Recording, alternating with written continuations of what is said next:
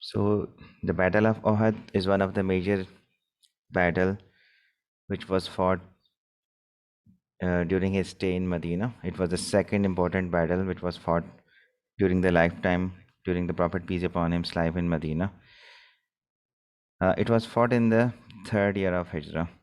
So whenever you have a question like give an account of Uhud, which was fought in 625, and you have to describe the main events of the battle, so you can start your answer with the background and writing the causes of this battle, that why this battle was fought. The causes of this battle are same as that of Badr. Okay, and one of the major reason for this battle was the defeat of Makkans in the Battle of Badr. Okay, it was fought in revenge for the Makkans' defeat at Badr. Also, you can give one reason that since their prestige it has been damaged because of their defeat in the Battle of Badr, they wanted to regain their prestige, their honor, which they have lost from the Battle of Badr. They have lost their men, 70 of them were killed, 70 of them were taken as captives. Their relatives were killed in the battle.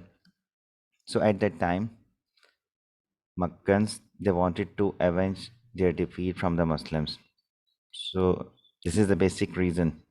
They all gathered around Abu Sufyan, and they spoke to him that they have been lost because they were not very well equipped, very well prepared.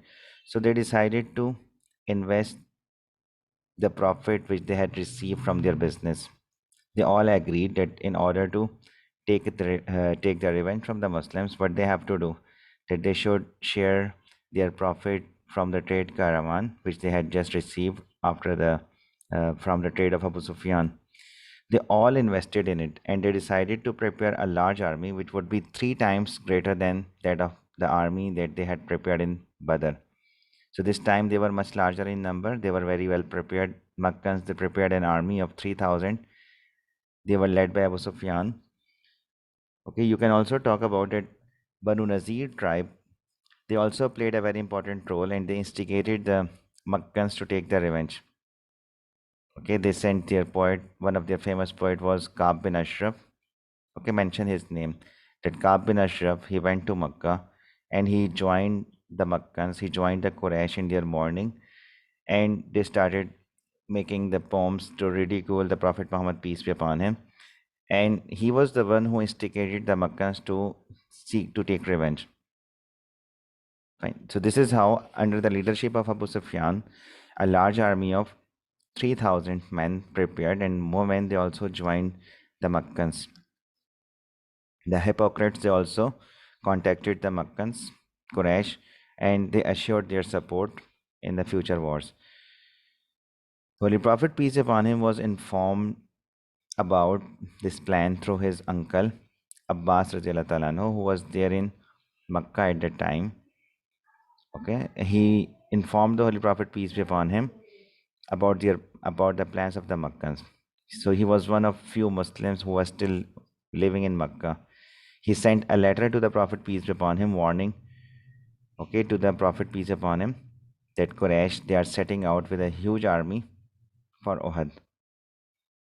Okay, so Holy Prophet, peace upon him, discussed the matter. He held a war council and he wanted to discuss it with his companions. He was of opinion to stay inside Medina and to wait for the enemy, while the majority of his companions, they wanted to go out. So this is how, when he discussed the matter with his companions, his own opinion was to stay inside, but majority of his companions, they were of opinion to go out. Fine, give this background also in your answer, that Muslims, they finally decided, Holy Prophet, peace upon him, finally decided as per the opinion of the majority. Okay, and he ordered and he decided to fight outside the town. And with that intention, he prepared an army of 1,000 men. Muslims were in 1,000. Fine. Along with the supporters of 300 supporters of Abdullah bin Ubayy. So Muslim decided to meet the Makkan army at Uhud. The Holy Prophet, peace upon him, got to know about the presence of the enemy. when the enemy just arrived there at Uhud. He discussed the matter. He held a war council, and finally it was decided that they should go out as per the opinion of the majority of his companions. Upon reaching there, on the way, you can mention that when Muslims, the army, they left for Uhud, 300 supporters of Abdullah bin Ubayy, he left the Muslim army on the excuse that Holy Prophet, peace upon him, has ignored his opinion. Fine. You can give this background that since Holy Prophet, peace upon him, decided to go out, and Abdullah bin Ubayy, he was also of opinion to stay inside Medina. Since they were the hypocrites, they did not want to face the enemy. On that excuse, he used the degrading words for the Muslims, for the Holy Prophet, peace be upon him, that they will exile these inferior people from their city. And they left the Muslim army. And Holy Prophet, peace upon him, was left with 700 of his supporters. Therefore, the strength of the Muslims were reduced to 700. Holy Prophet, peace upon him, appointed 50 archers. Okay, you can talk about the 50 archers who were under the command of Abdullah bin Jubair. Okay, mention it in your answer that Abdullah bin Jubair, under his leadership, 50 archers on a hill to protect the Muslims from being attacked from behind, from the rear. If there was a chance, there was a possibility of attack from behind. So what the Prophet, peace upon him, did, he appointed 50 archers under the command of Abdullah bin Jubair, with clear and strict instructions that they should not leave their positions under any circumstances. The clear instructions were given that even they see that they have defeated the infidels, okay, and they have left behind the huge spoils of war, even then they do not have to leave their positions, their places. Even if they see that the birds are snatching from their bodies, from the bodies of the Muslims, even then they do not have to leave their places. These instructions were very much clear from the Holy Prophet, peace be upon him, that they have to stay at their post. They do not have to leave their position. But the battle, you can mention that the battle started, and as per their tradition, the battle started with one-to-one combat. Fine. And the Prophet's companion, Hazrat Hamza, Hazrat Ali, Zubair, and other companions of the Holy Prophet, peace upon him, other commanders, famous warriors, they showed their bravery. Okay, and they killed many of their infidels. Okay, when the fighting started, Muslims, they fought bravely, and 30 of the Makkans, they were initially killed, and Makkans, they started to retreat. Although in the meantime, Hazrat Hamza Rizallahu anhu also got killed by Wahshi. Okay, in the battle, Hazrat Hamza was killed by Wahshi. You can talk about him that he was a slave of Jubair bin Mut'im. Okay, and he was promised of his freedom, that he would be freed if he would kill Hazrat Hamza Rizallahu anhu in this battle. He was an Abyssinian slave, and he earned his freedom through this act. Okay, Muslims were initially successful. They have killed many of the infidels. I told you that 30 of them were killed. Okay, and Quraysh, they started retreating, leaving behind a huge spoils of war. And during the war, Khalid bin Walid, who has not yet accepted Islam, he tried to attack and to break the Muslim from behind 3 times, but the archers held him off. He was pushed back by the archers. Muslims were successful in driving back the Makkans, and Muslims started collecting the spoils of war. Okay, on seeing this, some of the archers, they left their post. Okay, on the hill, those who were appointed by the Prophet, peace upon him, they left their post, and they also joined those people who were collecting the spoils. Although their commander, Abdullah bin Jubair, warned them about the Prophet, peace upon him's clear instructions, but many of them, they considered that since these instructions were for till the time when the battle was going on. So out of these 50, only 10 were left behind along with their commander. So they even ignored the clear reminder and the clear instructions of their leader, also Abdullah bin Jubair. Here you can quote the Quranic verse, Surah Al Imran, verse number 152. Fine. And you can just quote that part, that and they disobeyed after. Okay, they disputed about the order, and they disobeyed him. They disobeyed the Holy Prophet Muhammad, peace be upon him. They are mentioned in Surah Al Imran, Surah number 3, verse number 152. Fine. You can write the complete verse if you can, that Allah did indeed help and fulfill his promise when you were killing the infidels with his permission until you lost courage. This is the main part that you have to mention. Until you lost courage and felt in disputing about the order. They started disputing about the order. Which order? The order that has been given by the Holy Prophet Muhammad, peace be upon him, to these archers with the clear instructions. Okay, they disputed about the order and disobeyed. Okay, because of that, they suffered loss. Khalid bin Walid, when he saw this opportunity, he attacked the Muslims from the rear, from behind. Fine. Khalid, he had not accepted Islam. He noticed this, and he used this opportunity to attack the Muslim from the rear.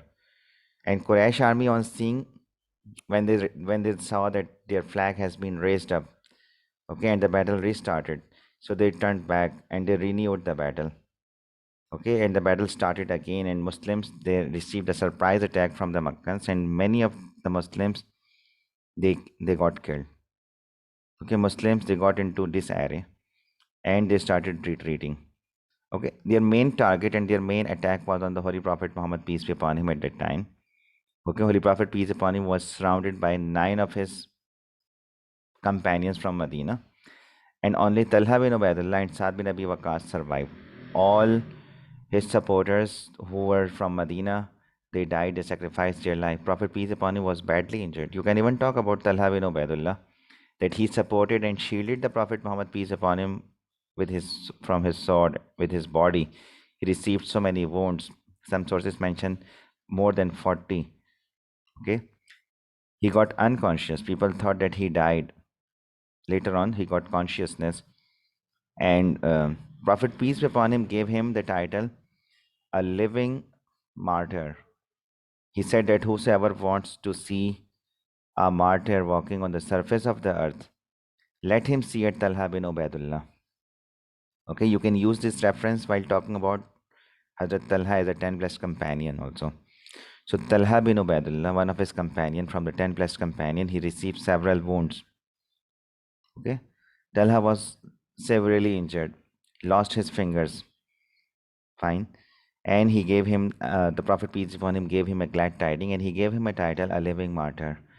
Saad bin Abi Waqqas radiallahu anhu also protected the Prophet Muhammad, peace be upon him, with his arrows. He was considered the best archer. Prophet himself was handing him over the arrows to him and asking him that, may my mother and father be your ransom. Okay, shoot the arrows. Saad, shoot the arrows. May my mother and father be your ransom. Fine. You can talk about Talha and Saad bin Abi Waqqas, the way they protected, they defended the Prophet, peace upon him. Musab bin Umair, the flag bearer of the Muslim army, okay, he achieved martyrdom.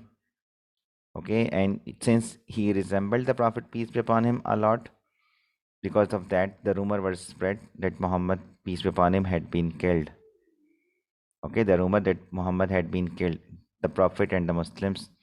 Okay, and this news disheartened the Muslims. They started retreating. They laid down their arms. At that time, I told you that Prophet, peace upon him, was surrounded by his few of his companions, and Muslims and the Holy Prophet, peace upon him, they retreated up to the Uhad mountain. They took shelter over there. And during that time, Makkans, they mutilated the dead bodies of the Muslims, including the dead body of Hazrat Hamza. It was disfigured. Okay, they um, cut down the nose, ear, arms. Okay, in this how the dead bodies were mutilated. And finally, Quraysh, they took their revenge. They killed 70 Muslims. 70 Muslims achieved martyrdom in this battle, while 30 of the non-Muslims, Quraysh, were killed. Okay, 5 Muslims' dead bodies were mutilated. I told you that Hazrat Hamza radiallahu ta'ala anhu's body was also one of that. Then after that, when both sides were exhausted, Quraysh, they decided to return. They decided to go back. And before going back, Abu Sufyan announced that this is This is in this is the in that this is it because of the Battle of Badr that they have taken the revenge of Badr, and victory in war goes in turns, and one wins today and the others tomorrow. So this was the revenge for the Badr, which Abu Sufyan announced, and victory in war goes in turns. One wins today and others tomorrow. And he announced that they will have another combat at Badr next year. Okay, a conversation took place between them, between Hazrat Umar Radhiyallahu Ta'ala Anhu and Abu Sufyan, in which Umar Radhiyallahu Ta'ala Anhu accepted the challenge that was made from Abu Sufyan on behalf of the Holy Prophet, peace be upon him. Okay, you can write about the outcome that 70 Muslims were killed, 22 to 37 of the Makkans were killed in this battle, and this was one of the battle in which Muslims they suffered heavy losses. A lot of lessons could be learned that Muslim success is dependent on their obedience to the Holy Prophet Muhammad, peace be upon him. Okay, and their success it depends on their Prophet's obedience. They have to follow the Prophet's commands, since they have been commanded by Allah Almighty to obey Allah and obey the Messenger in all times, whether in difficulty or whether um, they are at ease, they are not facing any problem. In all such cases, Muslims they have to follow the teachings of and follow the guidance of Allah and His Messenger. Their success is dependent on the obedience of the Holy Prophet, peace be upon him. Along with that, another lesson is we can deduce a lesson of consultation that Prophet, peace upon him, before taking any important decision, he consulted with his companions. Although his opinion was not, um, it was different from his other companions, but he has not imposed and he has not forced his followers to accept and to follow his opinion. Okay, he accepted, he was open to the opinion of other people also. Okay, in the same way, Muslims they can learn that before taking any important decision, they should consult it with the other people who have experience in that matter. Fine. Muslims they can also learn that they are not, whatever they are doing in this life, they are not doing it for their worldly benefits. They are not fighting, or whatever they are doing, it is not for the worldly benefits, it is for the sake of Allah Almighty. Since when their intention diverted from the command of Allah towards the booty, or the help from Allah Almighty has been taken away. Although initially they were getting the victory, but due to one mistake, they suffered a lot. These are the lessons that could be learned and that could be mentioned in your answer. That although it was a defeat, it was a heavy loss from the for the Muslims. They could not have they could not believe that how they were victorious in the Battle of Badr and what happened with them in the Battle of Uhud. So this is all about the major event of the Battle of Uhud. If you have any question, you can ask.